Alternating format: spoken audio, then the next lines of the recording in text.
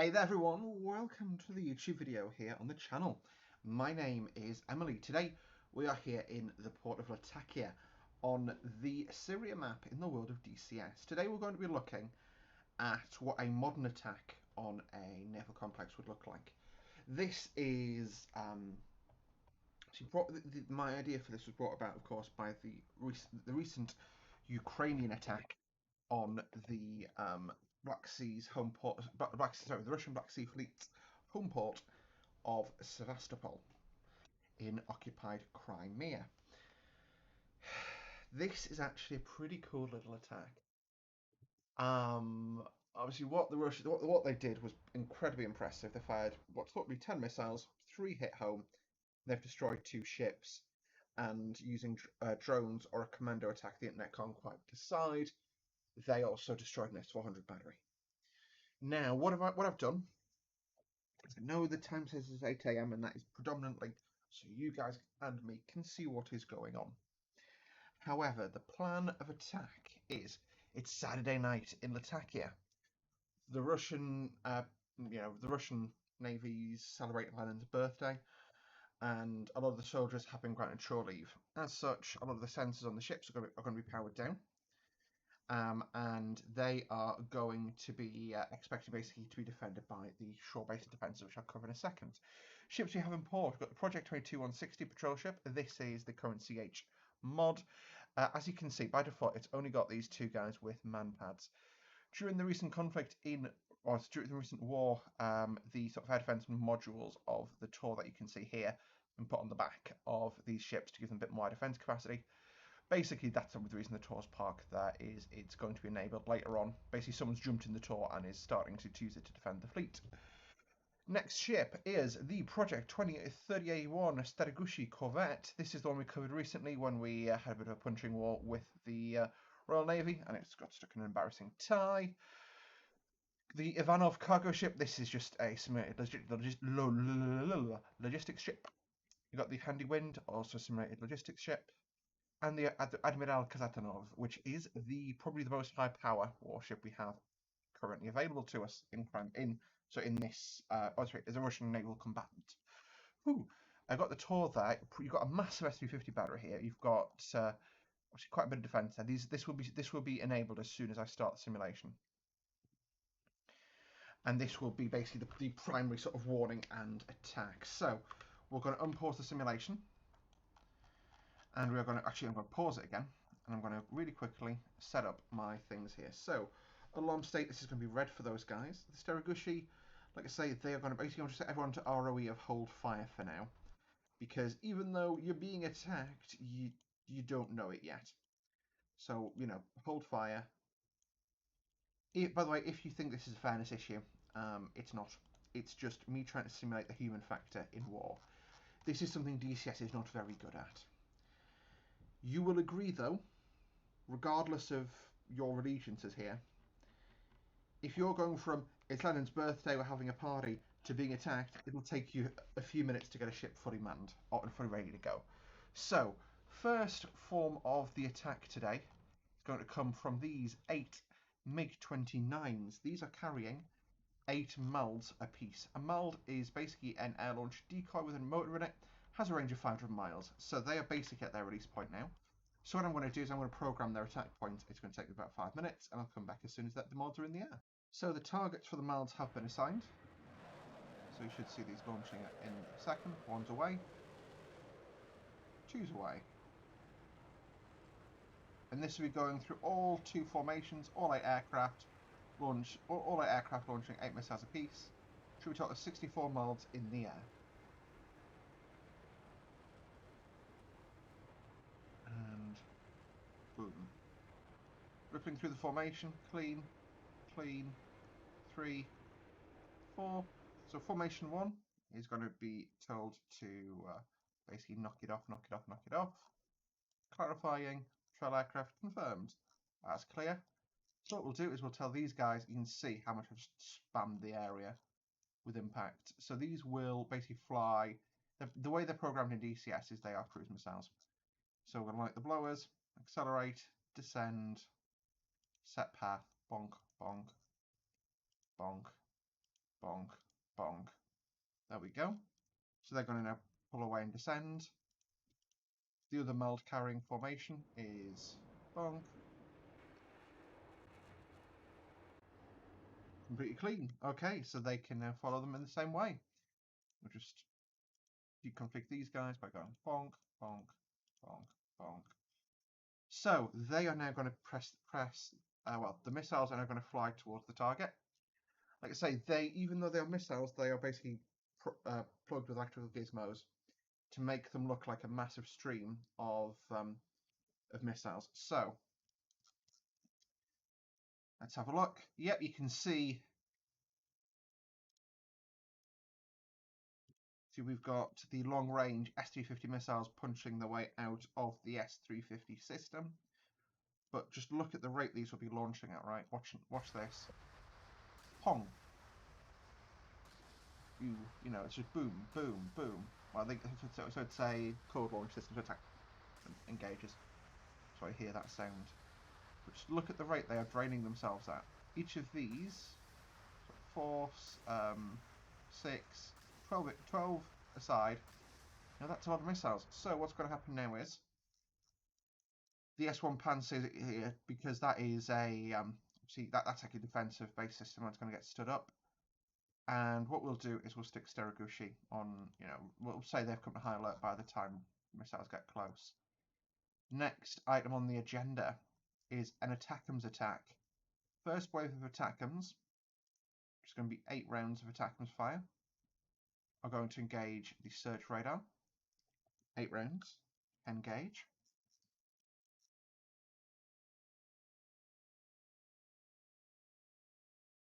Next 8 rounds.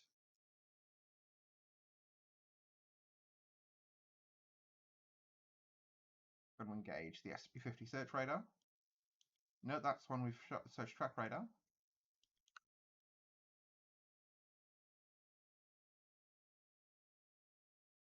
Well, actually, I'm going to hit pause for a second now because I'm paused. Yes, I'm paused. Perfect. This is the point where we're now going to start seeing the Sus launching their missiles to trial in the molds. Sorry, I completely forgot the word for mold there. What we'll do is we're going to give this. We're going to split this one's rounds. We'll fire 4 rounds. 4 rounds there. And what we're going to do is we're going to put 12 rounds from the ATACMS into the Kazatanov. The reason for that is the most capable ship then, the one that can cause the most damage. As such, I want to take that out in one of my first attacks. So we'll fire 8 rounds, engage.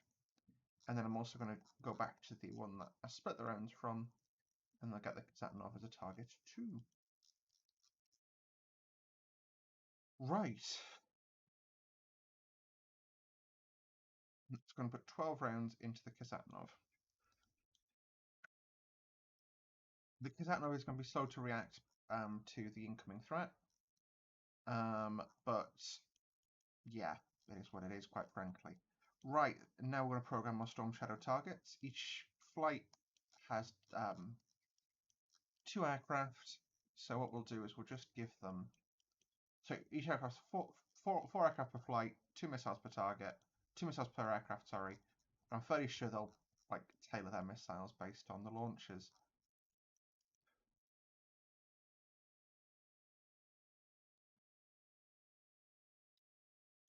Just do this, can't I? No, can't do that.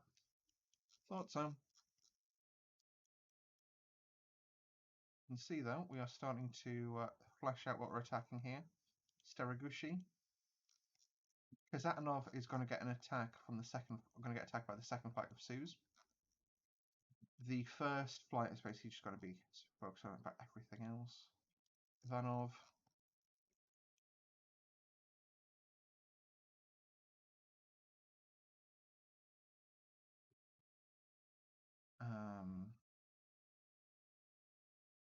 CP.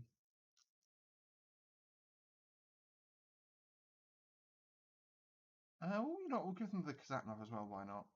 And that'll mean they've got a target of basically 1 of each. And then I'm going to replicate these orders. for the second attacking flight today. So you can see this is basically what these videos resolve to me, for me even. No, I want to ride my bicycle. There we go. I promise I've not got Tourette's. That was an attempt at a joke. I probably do have Tourette's to an extent, but that's a story for another time. Handy Wind.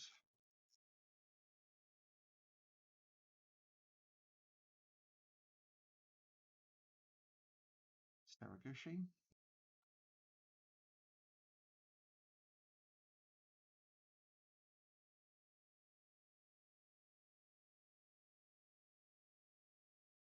Ivanov doesn't need a second round. 2160 might. Probably 2160, sorry. And at that point, the other thing we can attack is the railhead. Because why the heck not? I would attack this point here because that impacts most of the port traffic. Go add a target there. Knock out the railway line. And hello. Got another round in this junction here, we'll say. There we go. So that's now going to start all them firing. Right, you've seen ATACMS go off before, so I'm just going to watch these guys. They are about to launch their Storm Shadows. As you can see, it's Ukraine. Obviously, it's Ukrainian aircraft. Whilst this is a reasonably fictional attack, it's what could Ukraine do with the equipment they've got, slash will hopefully soon have. That was my first Storm Shadows away. Just a Storm Shadow. Where's it gone? There it is. So you can see it'll dive for sea level from its launch aircraft. It also blows the nose cone off, so it now has a camera which it's using to which it uses to basically verify that it's targeting the right kind of what can verify it's targeting the right thing. So if, for example, it's told it's targeting a rail terminal, say, it can have an idea what a rail terminal will look like. If it doesn't think it looks like that, it'll just self-destruct itself, which is quite good. So there we go. Missiles are going away. We'll just double check. All aircraft have now launched. So again, Su24s. We'll turn them away. These guys, yeah. Basically, I'm just checking the trading aircraft, because if trading aircraft's missiles away, then yeah, it's done. So we'll do zap, zap, zap, zap, zap. And then these guys will follow with zap, zap, zap, zap, zap, zap, zap, zap. There we go, and they will turn away from the missiles. So you can see the molds are thinned out, but they are still making their way through. Same for the ATACMS rounds. So that will be one of our last. Yeah, that's one of the last long-range missiles, which is raining down now on the molds.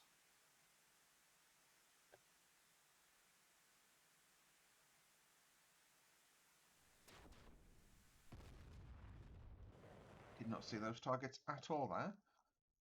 Got the ATACMS raining in now, so this will start getting picked up by the short-range defense systems. Ooh, be-doo-be-doo. Hooby-dooby-dooby-doo. Wham. Shwam-bam. So, you can see the ATACMS burning in the way of the targets now. We'll ride the rearmost ATACMS in, as we always like to. There is a smoke on the ground there. I think something's been hit. Someone's been hit with something. Let's have a look. That's just smoke rising from the Kazanov starting engines. Ooh, look at this though. They are getting really close. Closer than we've ever seen them get before. We'll watch this on the F10. I think it's probably the better way to do it for now. Look at that. That is insanity. Uh-oh. This last round's got to make it through, right? He's basically there. Oh god. Yeah, the STR's up on fire. So S350 has now been knocked out. Oh, hang on. We've got the missiles are burning in now for the Admiral Kazatanov ship. He's on fire. Bad day to be on board the Kazatanov. There we go. Boom, boom, boom. Kazatanov is dead. So there you go. So that's the Kazatanov now knocked out of the fight. Right, that is... Okay, it's on red health. What I'm going to do is...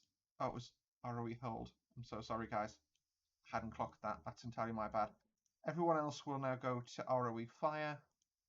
Red. Fire. Red status. Fire. Fire. Red. Right, there you go. So, however, because the radars are damaged now, you've got half health on that. We're just going to say, I mean, it's drained pretty much. There's a couple of short range rounds left. If it thinks it can hit them, I'll let it hit them. However, short range missiles coming out of Staraguchi now. Then I'm going to trim the rest of the molds out. Bear in mind, my cruise missile attack still hasn't made it in. Oh, we're just going to fast forward a little. So you can see the mold is basically this. This is ADM 160 Bravo. It's basically a little cruise missile, which just doesn't fly for a long distance, but it's got gizmos inside. That means it can make itself look much bigger than it is on radar, basically. It amplifies radar returns. So it's basically just going to fly towards the target, and it looks to these guys like a massive formation of B-52s coming in, or B-1s. You know, that's sort of what they think's attacking them, which is why they're attacking. But they're running out of rounds. Now, the good thing is, actually, that the most sort of potent Marine missile systems, yeah, it's the Tor, and the Tor's engaging by the looks of things, is it? Yep. No, Tor's not engaging yet, but Tor is looking in that direction.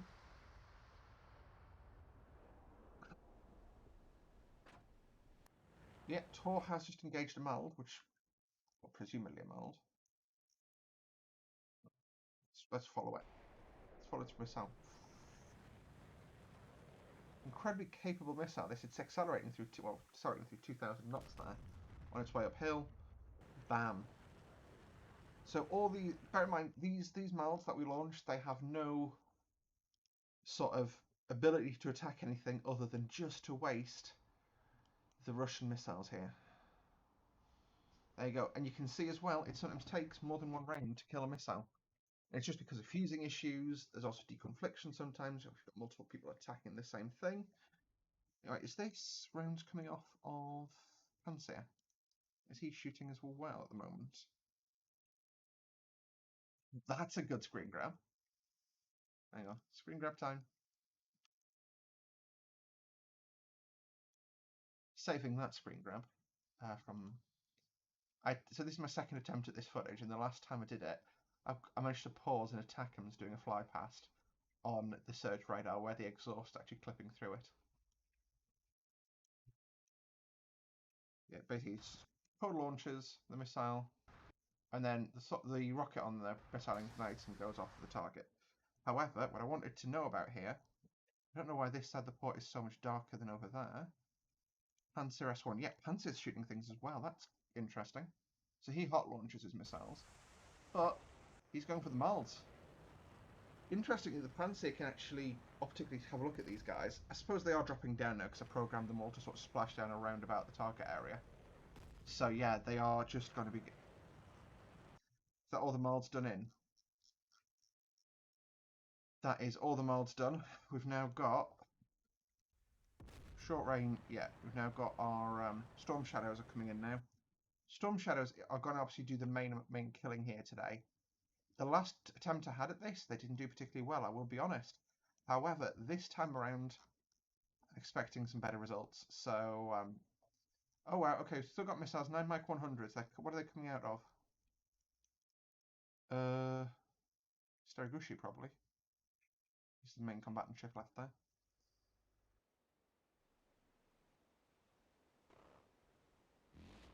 Yep, he's engaging them. Hang on, I'm just going to go to my F6 camera. We'll ride one of the missiles in. This is now engaging with gunfire. So you can see the missile comes in, it pitches up, and it does a pop-up attack, which is designed to basically just to make itself a difficult target. On the way back downhill, Oh, this one's going for the 2160, 22160, and smash. So the 22160, what we'll do is we'll tell him to basically hold fire, because he's now been sunk. Because that tor we've just smashed to pieces would be on the back of the 22160. We've got any other missiles left coming in? Yes, we do. Let's ride the rearmost missile in. And these guys are all going for the Kazatanov, but Kazatanov is now very, very much dead. So, the Steregushi somehow survived that. Well, he's got the best ERAM, to be honest, and he wasn't attacked by the Attackums. Oh, there was actually a Estrella fired. So the main defensive capability of the 22160, the guys with the Estrellas. So they've obviously fired one trying to hit a cruise missile. It's impressive targeting, to be honest. But there you go. Right. So yeah, this ship, even though it's unscathed, you can see the tor system, which is on the back of the ship, is a crater. That crater would be in the back of this ship. It wouldn't be a good day on board. S1, we didn't target him anyway, but he's absolutely fine. These guys, actually, what I could do, because they've reloaded, and we can just say satellites have looked at the target area for us. I've said there is one ship remaining that needs sunk. 10 rounds. Engage. Seems a smidge unfair, that. But no, up until this point, I think that it proves the tactics there. So what did we do? We started off with a large volley of mild missiles, mild decoy missiles, I should say. Those decoyed, those basically depleted the SAMs for us. If I quickly tab over to the S350 system, you can see this was all the miles that took that out pretty much. All of the long-range missiles in the S350 are gone. Bear in mind, this battery, I believe, is bigger than you would see normally. You'd probably only have one or two of the short-range variety and probably 3 or 4 of the long-range. The mods knocked that out for us. That was really great. The Attackums did a similar role. The Attackums, their job was to, in reality, I think if you're an S350 operator, you're going to prioritize the Attackums. Why? They are faster, they are scarier. But as you can see by our burning hulks in the background there, they also got through and did some DAD for us, destruction of enemy air defences. That was followed up with the actual hard-hitting part of the attack, which was the cruise missiles. They did really well. You can see, obviously, a couple of ships survived the cruise missile attack initially, but Handy Wind sunk. This ship would be crippled. The Steregushi, I say, he survived so far.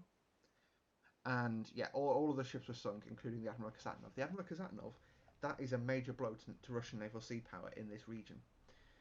That is a really capable service combatant, and it just goes to show, if you can catch someone unawares, because that's why the weapon restriction was up and hold. That was entirely on me that I hadn't changed that, but I also don't think the outcome would have been that much different with the number of cruise missiles we threw at it. Anyway, thank you guys for watching today's YouTube video. I hope you did enjoy it. We'll wait for the cruise missiles or the TLBMs, theatre ballistic missiles, to burn in here, and then we're going to finish this attack off. But this is, in theory, at least, what Ukraine could do if given attackers. All the tech you've seen used today is stuff Ukraine theoretically has. And, there was no sort of deception or cleverness going into this. This was just, brutal numbers game. Bear in mind as well, how many Russian casualties have we caused with this attack? Which, because we focused, we've got the Kazatanov knocked out. That'll be, let's say, 100 people, either both injured and killed. So casualties will be injured and killed.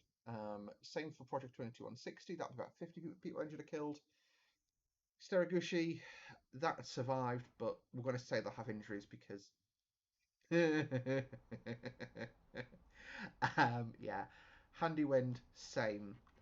S350, same again. So, we've probably caused 200 or 300 Russian casualties, but also caused massive amounts of damage to their warfighting capabilities. Did the railhead get? Yeah, the railhead got attacked as well. So that, although fixing a railway not the hardest thing in the universe, you can see we've put a hole in the railway line that's supplying, their main naval base in the region. What that will impact their ability to ammunition their ships.